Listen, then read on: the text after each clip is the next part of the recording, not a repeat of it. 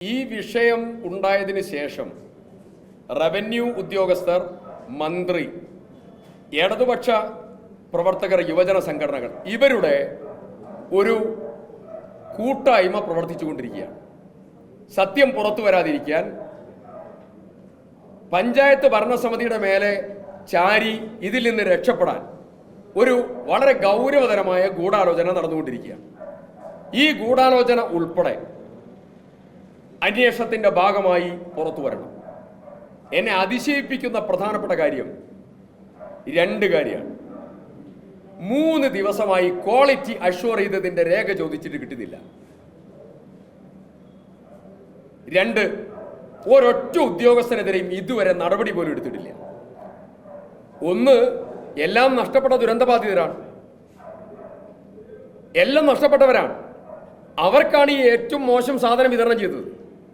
ഉടനെ നടപടി ഉണ്ടാവണ്ടേ, immediate action വേണ്ടേ? ഇവിടെ ഒരു സർക്കാർ ഉണ്ടോ? ഒരു സർക്കാരിന്റെ സാന്നിധ്യം ഉണ്ടോ?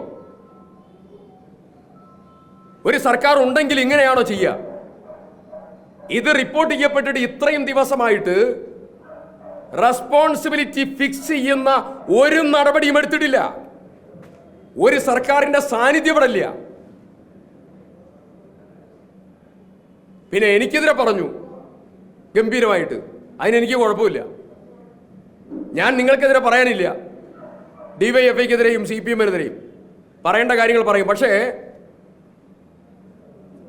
ഉദ്യോഗസ്ഥന്മാർക്കും റവന്യൂ വകുപ്പിനും ഭക്ഷ്യവകുപ്പിനും തന്ന ഗുരുതരമായ വീഴ്ച അവരെ വെള്ളപൂശാൻ പഞ്ചായത്ത് ഓഫീസിൽ പോയി സമരം ചെയ്യുന്നതല്ല രാഷ്ട്രീയ പ്രവർത്തനം. അതല്ല രാഷ്ട്രീയ പ്രവർത്തനം. സ്വന്തം സർക്കാരിനെ കൊണ്ട് തെറ്റുകൾ തിരുത്തിക്കാൻ ഉന്നത നേതാക്കന്മാർ ഗൗരവമായി ഇടപെടണം. കുട്ടിക്കുരങ്ങന്മാരെ കൊണ്ട് ചുടുചോറ് മാന്തിക്കുകയല്ല വേണ്ടത്. എനിക്കെതിരെ പറഞ്ഞോ ഒരു കുഴപ്പമില്ല, എനിക്കിതിൽ എന്താ ബന്ധം പറയട്ടെ. പക്ഷേ പാവപ്പെട്ട ദുരന്തബാധിതർക്ക് നൽകിയതായിരിക്കുന്ന ഈ വിഷയത്തിൽ ഒരു വിട്ടുവീഴ്ചയ്ക്കും തയ്യാറാവില്ല. ഇനി ഒരൊറ്റ കാര്യം കൂടെ പറഞ്ഞ് കൺക്ലൂഡ് ചെയ്യാം. മേപ്പാടി പഞ്ചായത്തിനോട് സർക്കാർ സ്വീകരിച്ച എല്ലാ ദുരന്തത്തിന് ശേഷം കാണിച്ച എല്ലാ സമീപനവും വളരെ മോശമായ സമീപനമാണ് സ്വീകരിച്ചത്. ഈ ദുരന്തമുണ്ടായതിനു ശേഷം അവരെ മാറ്റി നിർത്താനുള്ള ശ്രമം നടന്നു. പുത്തുമല ദുരന്തം ഉണ്ടായപ്പോൾ അങ്ങനെയല്ലല്ലോ. പുത്തുമല ദുരന്തം ഉണ്ടായപ്പോൾ മുഴുവൻ കാര്യങ്ങളും പഞ്ചായത്ത് ത്രൂ ആണ് അവർ നടത്തിയത്. എന്തേ ഇവിടെ മേപ്പാടി പഞ്ചായത്തിനെ മാറ്റി നിർത്തുന്നത്? അപ്പോഴും മേപ്പാടി പഞ്ചായത്താണ്, ഇപ്പോഴും മേപ്പാടി പഞ്ചായത്താണ്. 2, മേപ്പാടി പഞ്ചായത്തിന് ഈ ദുരന്തത്തിൽ 30 ലക്ഷത്തോളം രൂപ ചെലവഴിക്കപ്പെട്ടിട്ടുണ്ട്. ദുരന്ത നിവാരണ പ്രവർത്തനത്തിന് സർക്കാർ കൊടുക്കേണ്ട പണമാണ്, നയാ പൈസ കൊടുത്തില്ല. ദുരന്ത നിവാരണ പ്രവർത്തനത്തിന് ഒരു സെപ്പറേറ്റ് ഹെഡ് ഓഫ് അക്കൗണ്ട് ഞങ്ങൾ ഉണ്ടാക്കട്ടെ എന്ന് ചോദിച്ചപ്പോൾ അനുവദിച്ചില്ല സർക്കാർ. ഒരു കാര്യവും അവർക്ക് കൊടുത്തിട്ടില്ല. അങ്ങനെ അവഗണിച്ച് മൂലക്കിരുത്താൻ ശ്രമിച്ച് അതിനിടയിലും മാന്യമായി എല്ലാ കാര്യങ്ങളും ഉത്തരവാദിത്വത്തോടു കൂടി നിർവഹിച്ചൊരു പഞ്ചായത്താണ് മേപ്പാടി പഞ്ചായത്ത്. അതിൻ്റെ ഭരണത്തലവൻ ഒരു ആദിവാസി ഗോത്ര സമൂഹത്തിൽ നിന്ന് വരുന്ന ഒരു പാവപ്പെട്ടവനാണ്. അദ്ദേഹത്തിൻ്റെ ചേംബറിൽ കയറി വൃത്തികേട് കാണിച്ച വനിതാ മെമ്പർമാരെ വരെ ആക്രമിച്ച ക്രിമിനലുകൾ വരെ ഇതുവരെ അറസ്റ്റ് ചെയ്യാനുള്ള നടപടി പോലും സ്വീകരിക്കപ്പെട്ടിട്ടില്ല.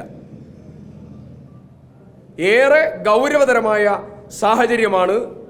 ഈ ചോദിച്ച ചോദ്യം ബഹുമാനപ്പെട്ട Rajmohan Unnithan MP, NK Premendran MP,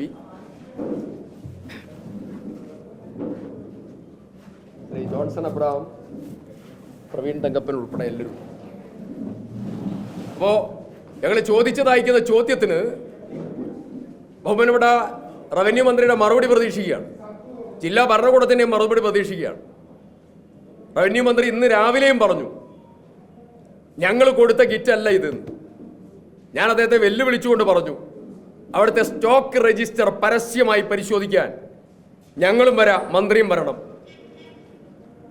ആ ചാക്കുകളൊന്ന് കാണാൻ, ഈ ഗോഡൗൺ പരിശോധിക്കാൻ, എന്നിട്ട് ജനങ്ങൾക്ക് മുമ്പിൽ, മാധ്യമപ്രവർത്തകർക്ക് മുമ്പിൽ തങ്ങൾ ചെയ്യുന്ന പ്രവർത്തനത്തെക്കുറിച്ചൊന്ന് പറയാൻ അങ്ങൊന്ന് ഇവിടെ വരണം.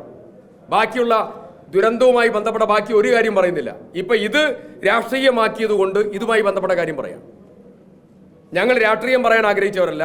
ദുരന്തത്തിൽ ഏറ്റവും വലിയ സമചിത്തത പാലിച്ച് എല്ലാ രാഷ്ട്രീയ ആരോപണങ്ങളെയും സഹിച്ചും ക്ഷമിച്ചും കൂട്ടായ്മ നല്ലപോലെ പോകണമെന്ന് ആഗ്രഹിച്ച പൊതുപ്രവർത്തകരാണ് ഞങ്ങൾ. പക്ഷേ ഈ ദുരന്തത്തെ രാഷ്ട്രീയ ലാഭമുണ്ടാക്കാൻ സ്വയം തെറ്റ് ചെയ്തവർ തന്നെ ശ്രമിക്കുമ്പോൾ അതിൻ്റെ യാഥാർത്ഥ്യം പറയേണ്ടി വന്നതായ ഒരു സാഹചര്യത്തിലാണ് ഈ കാര്യങ്ങൾ പറയേണ്ടി വന്നിട്ടുള്ളത്. അത് ഇനിയും പറയേണ്ടി വരും.